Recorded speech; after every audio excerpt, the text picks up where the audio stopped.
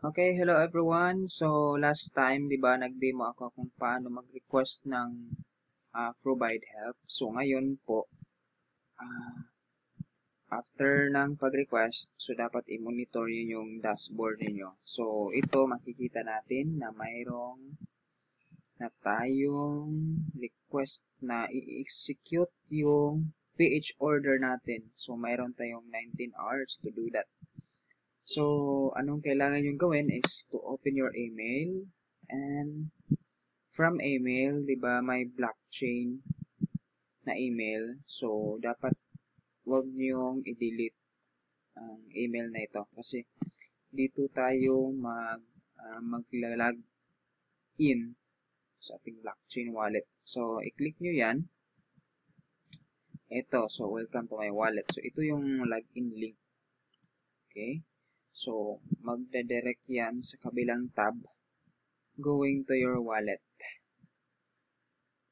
Okay, so ang kailangan nyo lang gawin is to log in your password. So, buti, I remember the password of Ninita. So, okay, so makikita natin dito mayroong $132 or 0.518970009 BTC. Okay? So, balik tayo sa dashboard. Ito yung kailangan nating i-transfer. Hindi tayo magbe-base doon sa amount ng peso. Dito tayo magbe-base sa Bitcoin kasi mag-fluctuate yung Bitcoin.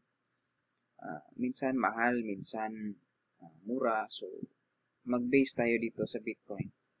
So, kailangan natin mag-transfer ng 0.5118209 BTC.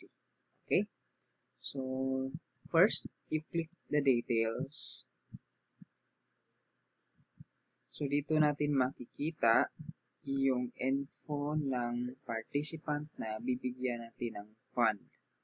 Okay, so ito yung Bitcoin address. Diba? Ito. Highlight na natin. And then, i-copy natin. So, copy. And then, sa blockchain, kasi dito tayo magta-transfer ng fund. So, click natin yung send money. Okay. Tapos, i-paste natin dito yung wallet address. Ayan. Okay. So, ngayon, balik tayo sa dashboard. Ito yung amount, 0.51182. So, copy lang natin. Copy. And then, 0. I-paste natin. Okay, so, i-paste natin. That's 0.5118203 or it's $130.30. Okay, so automatic na yun mag-equivalent to dollars. So, send payment. Ayan, so nakikita natin na send na kasi nagbabawas na yun sa balance natin. So, sa case ni Jais, nahirapan siyang tingnan kung saan yung transaction. So, ito lang, dito lang natin makikita yung transaction natin. Okay, so ito yon pinaka-latest amount of $130 through this Bitcoin. So, you can highlight this. Ayan. Ito, makikita natin yung transaction summary. So, kailangan nyo gawin is i-print screen ninyo or screenshot ninyo. So, or picture ninyo.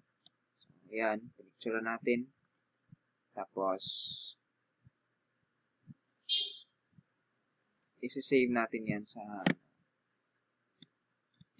okay. So, yan. Save na. So, save as JPEG.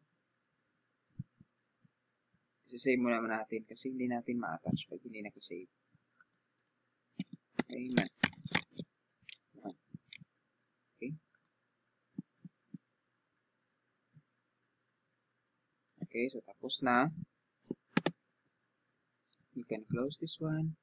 And then, balik tayo sa dashboard. Okay, so, after ng payment, ano bang susunod na gawin? So, ito, dapat ipaalam na natin sa participant na naka-pay na tayo. So, scroll down, and then click this. I completed this payment.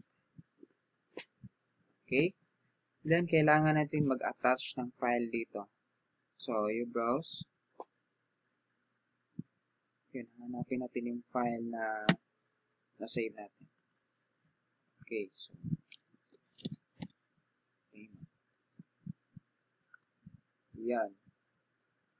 Or kung cellphone yung gamit nyo, is iba yung procedure. So, like, kung mag-attach kayo ng picture, you can click browse file, then automatic select na yun to take a picture or use photos. So, yun, hanapin nyo lang yung pinicturean ninyo na transaction. So, after that, attach, and then, mag-wait lang tayo ng ilang seconds bago ma-completely attach yung file. Okay, so, yan.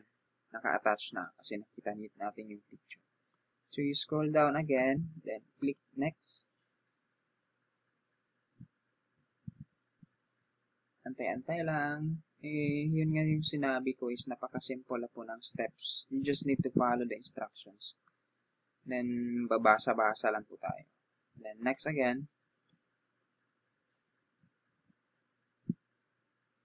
Ayan. Okay. So, ang nangyari is nag-half check siya. So, dati, di ba, parang play. Tapos, ito half check na. So, ang gagawin na lang natin is to follow up. Kasi pag mag-confirm na yung participant na nakita na niya yung payment is magpo-full check yan. So, katulad ng ginawa ni Ninita na nung dumating yung payment is nag-half check tapos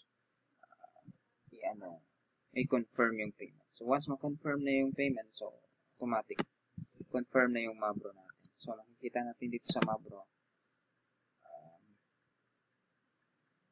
Ito. So, naka-red pa siya kasi unconfirmed nga siya eh.